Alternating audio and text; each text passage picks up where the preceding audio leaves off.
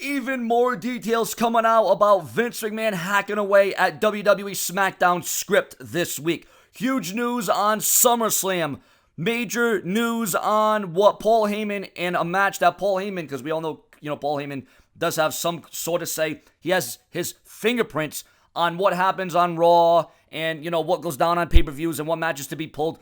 What championship match has Paul Heyman decided to pull from SummerSlam? Also, what is WWE's new strategy on selling tickets to make it look good on television? And, ladies and gentlemen, huge update on the Mae Young Classic. And much more on the Brash and Brazen as we settle the score. Prolific, consistent, and dedicated SeanzView Entertainment. Vince McMahon showed up at the building and apparently he hated everything about SmackDown Live, so he destroyed the script. Then he made his writers come up with a new one. The Wrestling Observer reports that after pulling what he didn't like, there was about an hour left. That is the reason that there was a match between Aleister Black and Sami Zayn on television.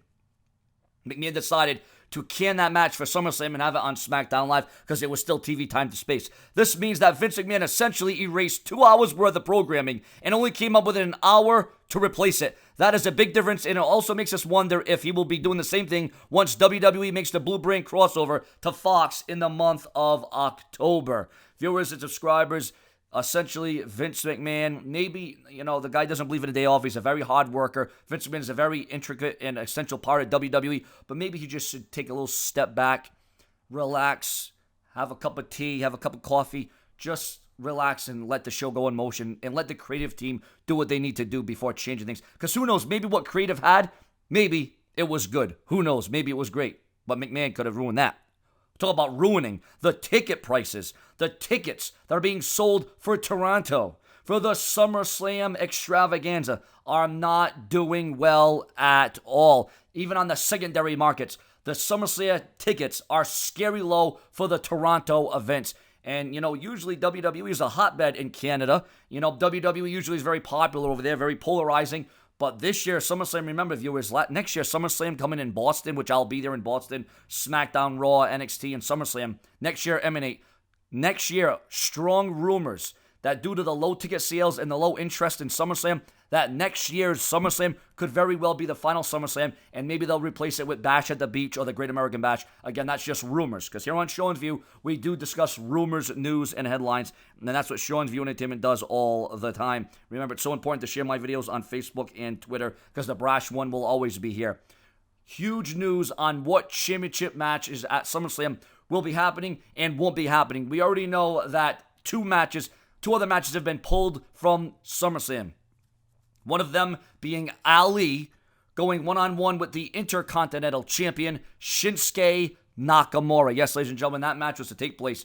So was Sami Zayn versus Aleister Black, but we also know that match was canned and instead was put on SmackDown Live. Remember, if you appreciate and like what I do, show your comments, likes, opinions, and if you want to donate to the show, you can donate, and I will always give back in some way, shape, or form. The donation link can be found in the comment section or in the link in the description of this video. Remember, any time you donate to me, I always give back.